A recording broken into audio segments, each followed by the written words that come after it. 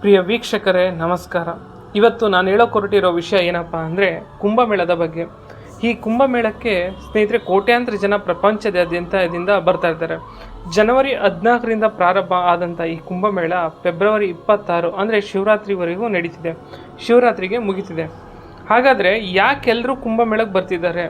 ಎಲ್ಲರೂ ಯಾಕೆ ಬಂದು ನದಿಲಿ ಮುಳುಗಿ ಎದ್ದು ಸ್ನಾನ ಮಾಡ್ತಿದ್ದಾರೆ? ಆ್ಯಕ್ಚುಲಿ ಕುಂಭಮೇಳ ಅಂದರೆ ಏನು?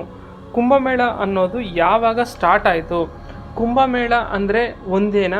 ಬೇರೆ ಬೇರೆ ಏನಾದರೂ ಕುಂಭಮೇಳ ಇದೆಯಾ? ಎಷ್ಟು ವರ್ಷಗಳಿಗೊಮ್ಮೆ ಆಚರಿಸ್ತಾರೆ? ಯಾಕೆ ಇಲ್ಲಿ ಆಚರಣೆ ಮಾಡ್ತಾರೆ? ಬೇರೆ ಕಡೆ ಯಾಕೆ ಮಾಡಲ್ಲ? ಕುಂಭಮೇಳ ಹೇಗೆ ಸ್ಟಾರ್ಟ್ ಆಯಿತು ಅಂತ ಕೆಲವೊಂದಿಷ್ಟು ಮಾಹಿತಿನ ಕುಂಭಮೇಳಕ್ಕೆ ಸಂಬಂಧಪಟ್ಟಂತೆ ನಾನಿಲ್ಲಿ ಹೇಳ್ತಾ ಹೋಗ್ತೀನಿ. ನೀವೇನಾದರೂ ನಮ್ಮ ಚಾನಲ್ನ ಫಸ್ಟ್ ಟೈಮ್ ನೋಡ್ತಾ ಇದ್ದರೆ ಸಬ್ಸ್ಕ್ರೈಬ್ ಆಗಿ, ಹಾಗೆ ಪಕ್ಕದಲ್ಲಿ ಕಾಣ್ತಿರೋ ಬೆಲ್ ಐಕಾನ್ ಮೇಲೆ ಕ್ಲಿಕ್ ಮಾಡಿ. ನಾವು ಹಾಕೋ ವಿಡಿಯೋಗಳು ನೇರವಾಗಿ ನಿಮಗೆ ಬರ್ತವೆ. ಸ್ನೇಹಿತರೆ, ಫಸ್ಟು ಕುಂಭಮೇಳ ಅಂದರೆ ಏನು ಅಂತ ತಿಳ್ಕೊಬಿಡೋಣ. ಈ ಕುಂಭಮೇಳಕ್ಕೆ ಸಂಬಂಧಪಟ್ಟಂತೆ ಒಂದು ಪೌರಾಣಿಕ ಕಥೆ ಇದೆ. ಅದೇನೆಂದರೆ, ದೇವತೆಗಳು ಮತ್ತು ರಾಕ್ಷಸರ ನಡುವೆ ಅಮೃತಕ್ಕಾಗಿ ಹೋರಾಡಬೇಕಾದ್ರೆ ಸಮುದ್ರ ಮಂಥನದಿಂದ ಹೊರಬಂದು ಶ್ರೀ ವರಮಹಾಲಕ್ಷ್ಮಿ ಅಮೃತ ತುಂಬಿದಂಥ ಕಳಶನ ದೇವತೆಗಳಿಗೆ ನೀಡ್ತಾಳೆ.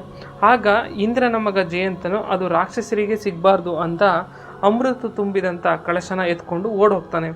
ಅಮೃತ ಇರೋ ಕಳಶನ ಕಿತ್ಕೋಬೇಕು ಅಂತ ರಾಕ್ಷಸರು ಅವನ ಹಿಂದೆ ಓಡ್ತಾರೆ. ಈ ಸಮಯದಲ್ಲಿ ರಾಕ್ಷಸರಿಗೂ ಹಾಗೂ ದೇವತೆಗಳಿಗೂ ಕೂಡ ಘನಘೋರ ಯುದ್ಧ ನಡೆಯುತ್ತೆ.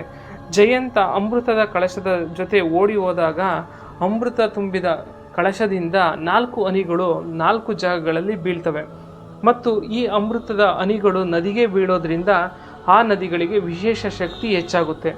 ಆದ್ದರಿಂದ ಈ ನದಿಗಳಲ್ಲಿ ಗಂಗಾ, ಯಮುನಾ, ಸರಸ್ವತಿ, ಗೋದಾವರಿ ನದಿಗಳಲ್ಲಿ ಮುಳುಗಿ ಹೇಳೋದ್ರಿಂದ ಅಂದರೆ ಸ್ನಾನ ಮಾಡೋದ್ರಿಂದ ನಮ್ಮ ಪಾಪ ಎಲ್ಲ ಕಳೆದು ಪುಣ್ಯ ಬರುತ್ತೆ ಅಂತ ನಂಬಲಾಗ್ತಿದೆ.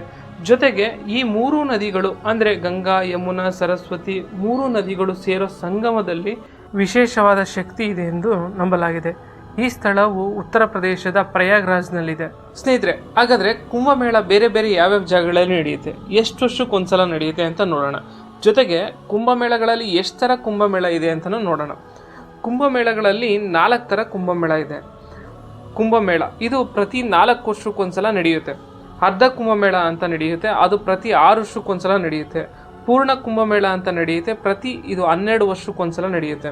ಮತ್ತು 4ನೇದು ಬಂದು ಮಹಾಕುಂಭಮೇಳ. ಇದು 144 ವರ್ಷಗಳಿಗೊಮ್ಮೆ ನಡೆಯುವ ಕುಂಭಮೇಳ. ಸ್ನೇಹಿತರೆ, ಈ ಮಹಾಕುಂಭಮೇಳ ಅನ್ನೋದು 12 ಪೂರ್ಣ ಕುಂಭಗಳು, 12 ವರ್ಷಕ್ಕೆ ಒಂದ್ಸರಿ ಬರುವ ಪೂರ್ಣ ಕುಂಭ 12 ಬಾರಿ ಆದಾಗ ಮಾತ್ರ ಮಹಾಕುಂಭಮೇಳ ನಡೆಯುತ್ತೆ. 144 ವರ್ಷಕ್ಕೆ ಒಮ್ಮೆ ಬರುವ ಕುಂಭಮೇಳ ಪ್ರಯಾಗ್ರಾಜ್ನಲ್ಲೇ ನಡೆಯುತ್ತೆ. ಇನ್ನು ಉಳಿದ ಕುಂಭಮೇಳ, ಅರ್ಧ ಕುಂಭಮೇಳ, ಪೂರ್ಣ ಕುಂಭಮೇಳಗಳು ಹರಿದ್ವಾರ, ನಾಸಿಕ್ ಮತ್ತು ಉಜ್ಜಯಿನಿಗಳಲ್ಲಿ ನಡೆಯುತ್ತೆ. ಒಟ್ಟಾರೆಯಾಗಿ ಹೇಳೋದಾದರೆ ಯಾವುದೇ ಕುಂಭಮೇಳ ನಡೆದರೂ ಪ್ರತಿ ಕುಂಭಮೇಳಕ್ಕೂ ಅದರದ್ದೇ ಆದ ಶಕ್ತಿ ಇದೆ. ಆದರೆ 144 ವರ್ಷಗಳಿಗೆ ಒಮ್ಮೆ ಬರುವ ಮಹಾಕುಂಭಮೇಳ ತುಂಬ ವರ್ಷಗಳ ನಂತರ ಬರೋದ್ರಿಂದ ಈ ಮಹಾಕುಂಭಮೇಳಕ್ಕೆ ಮಹತ್ವ ಹೆಚ್ಚು ಕೊಡಲಾಗ್ತದೆ. ಸ್ನೇಹಿತರೆ, ಇನ್ನು ಕುಂಭಮೇಳವನ್ನು ಯಾರು ಸ್ಟಾರ್ಟ್ ಮಾಡಿದ್ರು ಅಂತ ನೋಡೋದಾದರೆ, ಕೆಲವು ಗ್ರಂಥಗಳ ಪ್ರಕಾರ ಮೊದಲು ಕುಂಭಮೇಳವನ್ನು ಸತ್ಯಯುಗದಲ್ಲಿ ನಡೆದಿತ್ತು ಅಂತಾರೆ.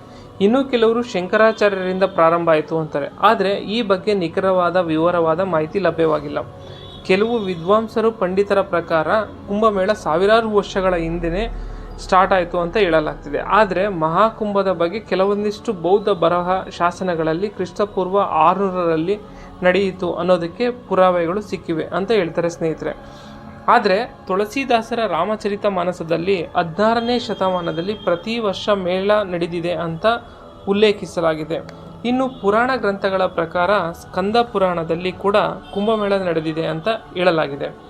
ಇನ್ನು ಚೀನಿ ಯಾತ್ರಿಕ ಕ್ಸುವಾನ್ ಝಾಂಗ್ 7ನೇ ಶತಮಾನದಲ್ಲಿ ಪ್ರಯಾಗ್ರಾಜ್ನಲ್ಲಿ ನಡೆದ ಜಾತ್ರೆಯನ್ನು ತನ್ನ ಪುಸ್ತಕದಲ್ಲಿ ಬರೆದಿದ್ದಾನೆ ಅಂತ ಹೇಳಲಾಗ್ತಿದೆ. ಇನ್ನು ಜ್ಯೋತಿಷ್ಯದ ಪ್ರಕಾರ ನೋಡೋದಾದರೆ ಸ್ನೇಹಿತರೆ, ಗುರು, ಸೂರ್ಯ ಮತ್ತು ಚಂದ್ರನೊಂದಿಗೆ ಒಂದೇ ರೇಖೆಯಲ್ಲಿ ಬಂದಾಗ ಕುಂಭಮೇಳವನ್ನು ನಡೆಸಲಾಗ್ತದೆ ಅಂತ ಹೇಳಲಾಗಿದೆ. ಸ್ನೇಹಿತರೆ, ಏನೇ ಹೇಳಿ ನಮ್ಮ ಸನಾತನ ಧರ್ಮದಲ್ಲಿ ಇಂತಹ ಕುತೂಹಲಕಾರಿ ವಿಷಯಗಳು ಜರುಗ್ತಾನೆ ಇರ್ತವೆ, ನಮಗೆ ಸಿಗ್ತಾನೆ ಇರ್ತವೆ. ಇದಿಷ್ಟು ಈ ಕುಂಭಮೇಳ ಯಾಕೆ ನಡೆಯುತ್ತೆ, ಎಲ್ಲಿ ನಡೆಯುತ್ತೆ ಅನ್ನೋದ್ರ ಬಗ್ಗೆ ಮಾಹಿತಿ. ಸ್ನೇಹಿತರೆ, ವಿಡಿಯೋ ಇಷ್ಟ ಆಗಿದರೆ ಲೈಕ್ ಮಾಡಿ, ಶೇರ್ ಮಾಡಿ, ಸಬ್ಸ್ಕ್ರೈಬ್ ಆಗಿ. ಮುಂದಿನ ವಿಡಿಯೋದಲ್ಲಿ ಸಿಗೋಣ. Thank you.